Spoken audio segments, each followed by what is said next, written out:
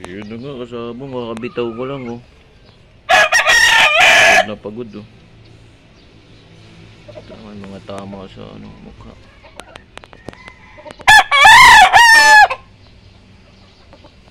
Ito naman isa. Mainam din ito, mamalo. May kombinasyon din, mga kasabong. Ang ganda ng kombinasyon niya. Hard hitter, solid. Tapos lang ibitaw.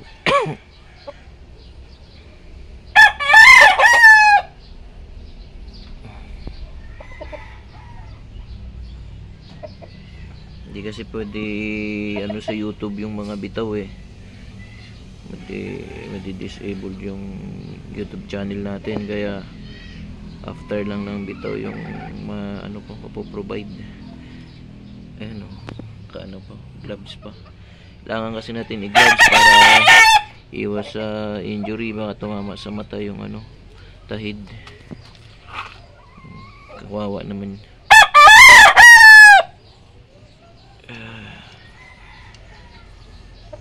Hindi ko pa rin na sila napapalungan, walang hawak eh.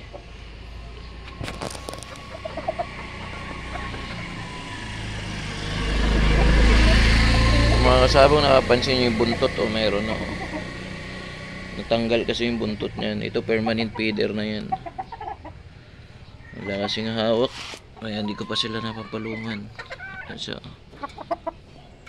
yung babae kakak na ng kakak, pwede na to.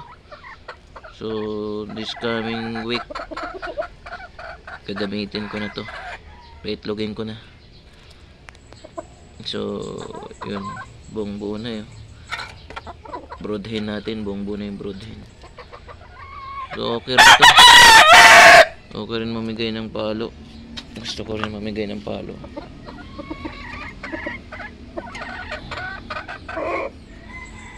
Ayos. Tapos look forward ako sa breeding nito. Itong Gilmore Hatch na babae.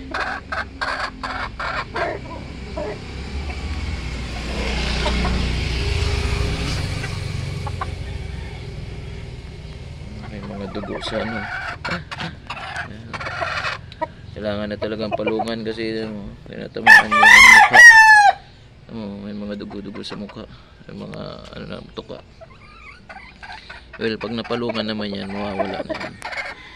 So yun yung observation ko lang naman sa kanila. Since mga stag pa, wala pang yung mga palo direction, wala pa sa timing, pero eventually lalakas din yan.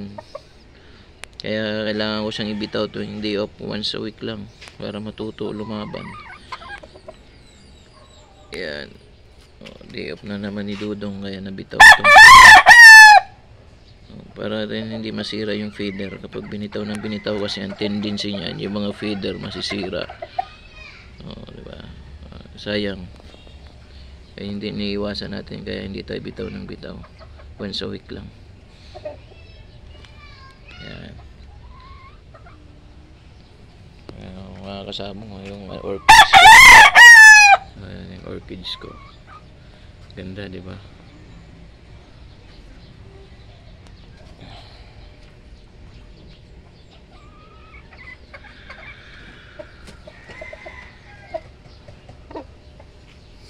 Maganda yung panahon ngayon. Kanina sanang umaga kasi medyo maulan eh, kaya sabi ko ng hapon na lang.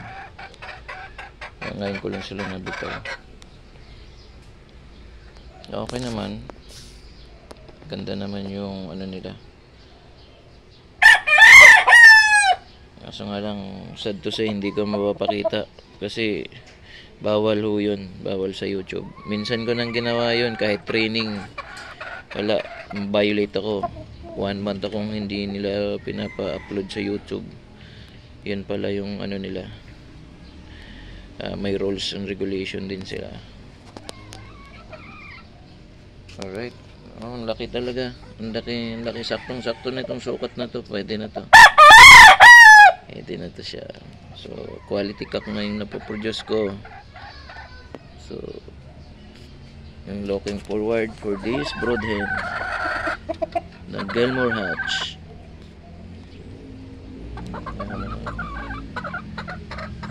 So mapapansin nyo, walang tubig yan, oh. After ng bitaw, walang tubig. Para may iwasan magpasipon. Yun po kasi ang number 1, eh.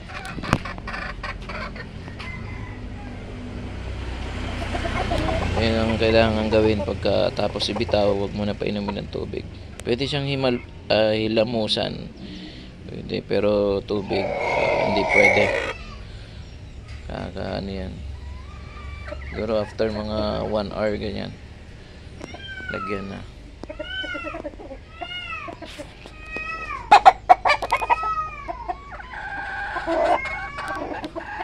Mga karakteristik siguro ng mga tornado hatch, yung matatalino sila lumaro. May napapansin ko. Tapos pagka hard hitter talaga. Pag pinalo, palo talaga. Quality magbigay ng palo. So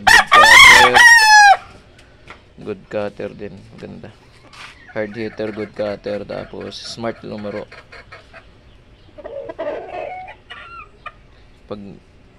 Sana kapag may tare, magaling din. Yun lang naman ang natin, eh. As a breeder, ako talaga sa mga smart na mga klase ng manok. Kaya nag-gray ako.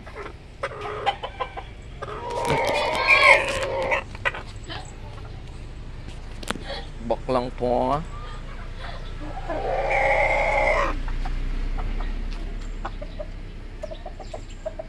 Loko ako ng so yun, after ako dun sa matatalino na mga birds, kasi kaya yung mga talisay ko before, yun yung mga winning line ko. May 5-time winner ako, tsaka 2-time winner.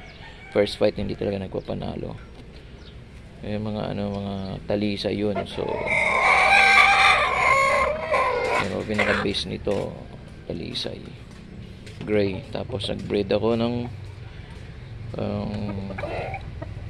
breed ko sila sa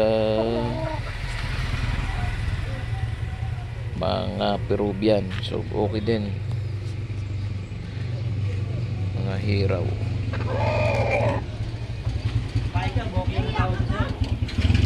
So far so good naman. Pogi. Alright, have a nice day mga kasabong.